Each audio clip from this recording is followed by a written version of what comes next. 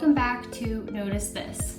I'm Kat, and this is the show where I break down lien laws just to try to make it a little easier to understand and maybe give you a little laugh or two. Today we are talking about North Carolina, where the barbecue is sweet, the mountains are beautiful, and the lien laws, well, they're kind of a full-time job. So if you're a GC, a subcontractor, or supplier working in North Carolina, you might want to listen up because this state does not make it easy. Between lien agents, online registries, and something called a notice of subcontract, there's a lot to unpack. So let's try and make some sense of it. So on most private construction projects over 30,000, as long as it's not a single family owner-occupied home, then the property owner must designate a lien agent. This is usually a title company, an attorney, just someone who keeps track of everyone working on the project. You can find the official lien agent information and even file your notice on the registry, which is liensnc.com. But here's the key part. If you're a subcontractor or supplier, you need to send a notice to lien agent within 15 days of first furnishing labor or materials. So this is like a prelim notice. It doesn't create a lien, it just preserves your right to file one later and helps ensure that you don't lose priority if the property is sold or refinanced. So if you miss that 15-day window, you might still have lien rights, but you could get bumped to the back of the line. And no one wants that, so file it early so you can sleep better. So now let's talk about one of North Carolina's favorite ways to confuse everyone, which is the notice of contract and notice of subcontract combo.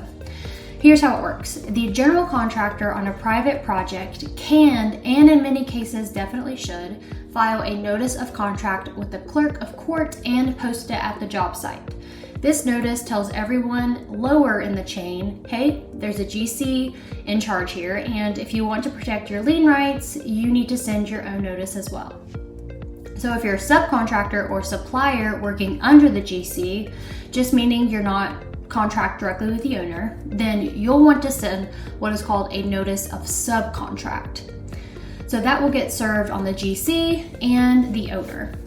So to make sure they know that you're furnishing materials or labor on the project and you get paid. If you skip this step, you could lose your ability to file a lien on the property and be limited to a lien on funds, which is way less secure. So the moral of the story is don't just assume you're protected just because your GC knows your name. Send that notice.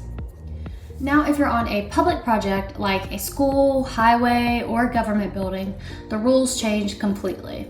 So you can't file a lien against a public property. Instead, you're protected by a payment bond, which is usually posted by the general contractor. So to make sure you're covered under that bond, the subcontractors and suppliers should send what's called a notice of public subcontract, or sometimes just a notice to contractor. As always, make sure you send it early, ideally right when you start work.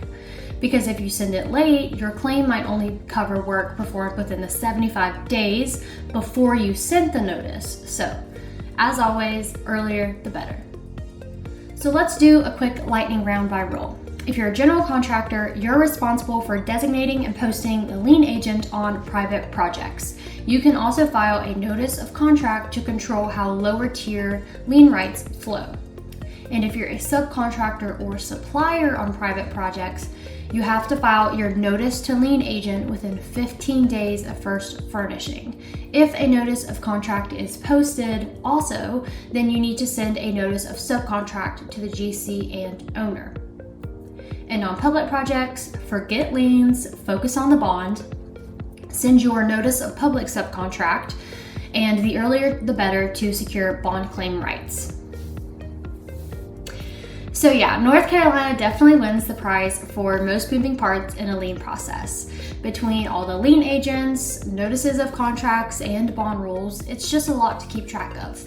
But once you know the basics, it's totally manageable, or using a service like Nationwide Notice. But just a reminder, file early, send your notices, and just double check whether your project is public or private. And if you forget everything else, always remember that hope is not a strategy. See you next week.